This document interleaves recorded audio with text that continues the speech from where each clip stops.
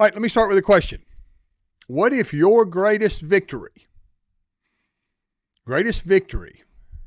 actually can become your newest prison? You know, you've stood toe-to-toe with the Goliath of addiction. You've actually embraced recovery, right? But for many men, the cure, the solution, it can also become a cleverly disguised trap. Is your recovery, and this is a tough question to answer, your recovery, is it truly freedom, or is it just another way of avoiding your problems?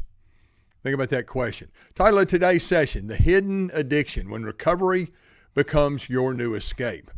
Hello, everybody. My name is Mark Mascola. Let me welcome you to Powerless to Powerful and the Defeating the Goliath of Addiction podcast. This is the number one positive side of addiction podcast for men. In today's session, I'm going to cover a topic that not many men are willing to talk about. You're not going to hear about this at meetings. Why? Because they're not going to tell you to go to less meetings, right? It's just like lots of the topics that I discuss, it doesn't fit real well in the traditional recovery message. And it's because I'm willing to say the truth of the matter is the traditional recovery message is failing men. And it's not because there's anything wrong with however you choose to do this. The 12 steps, celebrate recovery, whatever the journey is. Lots of times the message gets rolled up into something that it shouldn't.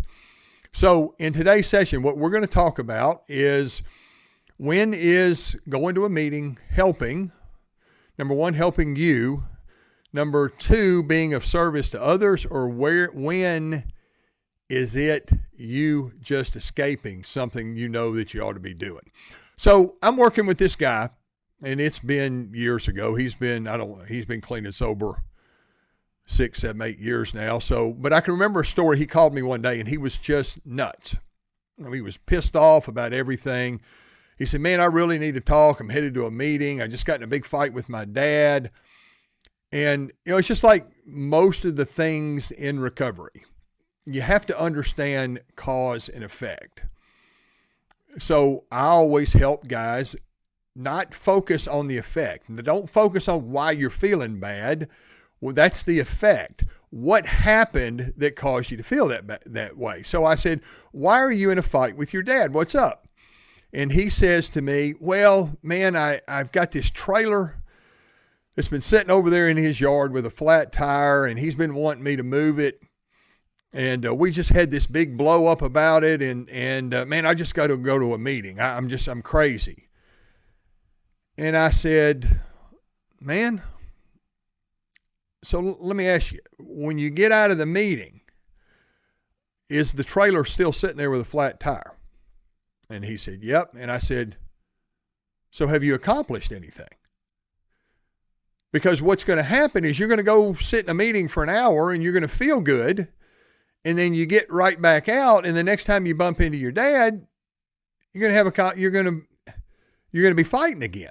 I said, doesn't it seem like the best use of the next hour of your life is to go fix the tire on the trailer and move the trailer? And guess what? He did that. Because what happens a lot of times in recovery is, we get overwhelmed and we look for a new way to escape, right? Recovery, addiction was our solution to escape for so long, and then it quit working. And then all of a sudden, recovery becomes our new escape mechanism. Using recovery as a means to avoid issues can actually cause you more problems. Now, listen, I'm not telling you to not go to a meeting. I'm telling you to ask yourself some questions. Are you going to a meeting because it will help you with your recovery, or are you just trying to escape something? Because at a meeting, you go to a meeting, you feel like you're making progress, right? You can tell your sponsor, you can tell your wife, you can tell everybody, well, I was at a meeting, and you feel like you're getting better, but are you really sidestepping the stuff that you really need to do? If you're in recovery and you got financial issues, can you fix them sitting at a meeting? If you've got marriage issues, can you fix them sitting at a meeting? If your kids need you to be home more, to be a better dad, can you really fix them sitting at a meeting? Now, let me tell you, there's lots of information at a meeting that can help you do that. But I can remember, I'm going to tell you a personal story about me. You know, I went to treatment, tried to save my business and my marriage, and within a couple months, both of them crumbled into a pile, and I'll never forget. I can feel where I was, the whole situation. When my ex-wife, my soon-to-be ex-wife at the time, walked in and said to me, "You were never home when you were drinking, and you're never home now. So what's the difference?" And that statement literally knocked me on my ass. I couldn't let this recovery thing not work for me, because for me, it was a life or death situation. If I did not win at this game, I was going to die. But what I was doing was I was avoiding being the husband my wife needed. I was avoiding being the father that my kids needed. I was avoiding being the businessman that my company needed. Now listen, there are certainly times when I needed to be at a meeting. It's easy to get caught up in focusing on recovery and just assume, at some point everything will be okay, right? The root cause of this will go away. When we avoid, here again, when we avoid the root cause, we miss the true opportunity of fixing the problem. Because I'm going to tell you, I've learned this from the day that I began my journey back in July of 1999.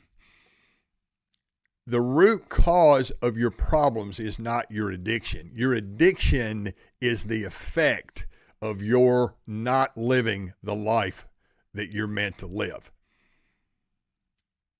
Recovery can be a double-edged sword. On one hand, it's essential for you to heal. You got to do it to get better. I'm a 12-step guy, worked the steps, had a sponsor, did all that stuff. But I also realized, again, I just told you a story about me and about a guy that I worked with several years ago. Recovery can also be a way to procrastinate on dealing with a deeper issue. We might use recovery as an excuse to put off really making the changes, doing things, taking personal responsibility for our actions. But when it becomes more of an escape than the path to getting better, you've got to make some shifts and understand. There are times when you need to go to a meeting, and then there are times when you probably need to be a better husband. You need to be a better father. You need to work on your finances. Because what you don't want to do is, in the traditional recovery message, a lot of times the whole concept of don't use and go to a meeting, it blurs the line between what is truly healthy recovery and I guess what I would call some form of harmful escapism, right? We got to be honest with ourselves. We got to do the work, but the game, I just finished a video, a thing that I did for this video I created about a man's addictive personality. And it's a language that I like to use all the time. When you focus, so much of the metric of what we view is successful as being successful in recovery. The metric is the quantity of time, right? Weeks, months, years that you've been in recovery. Well, the real game is to understand that the true metric is quality of life in and because of recovery.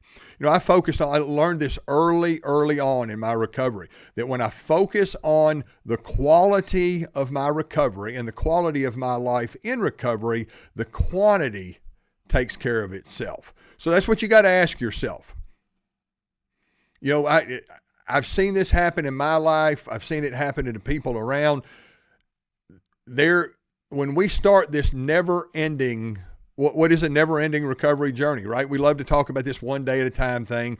One day at a time just means don't use for today, but you can't live your life just one day at a time. You got to have a vision for what your ideal life looks like. What does my life, for me, I had to ask myself the question, what does my life look like as a healthy, happy husband in recovery? What does my life look like as a healthy, happy father in my recovery? What does my life look like as a healthy, happy, productive businessman in my recovery? Because what you have to understand is there is a place where you have to work on your recovery, but you can't keep your recovery from allowing you to do the real work on you. I realized when I was using this recovery thing as an escape, I began focusing on getting over a tough time in my life. But then I realized, you heard me say earlier, I went to treatment to try to save my marriage and my business.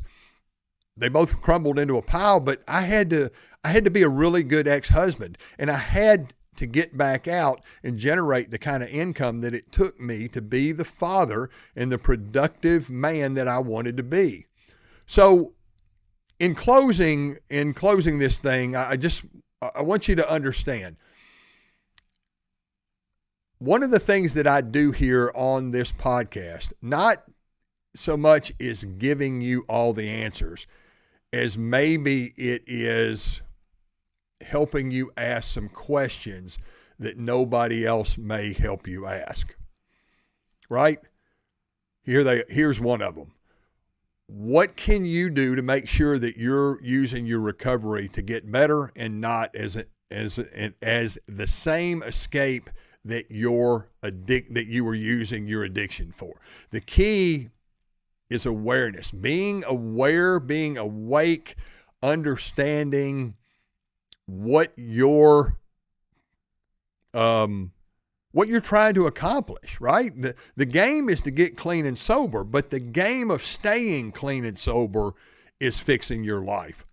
So that's the end of today's session. If you found yourself using recovery as an escape, man, I've got lots of videos on this channel that I will help. And I guess, when I talk about the traditional recovery message failing men, it's the reason, I created Powerless to Powerful for one reason. It's to help men understand the power in their addictive personality, to help them understand that addiction is something they did, not who they are. It's why I've become willing to say the one thing men in recovery want to say but won't. It's not in my nature to be powerless. And my brother, it's not in yours either. So don't go hide out at a meeting.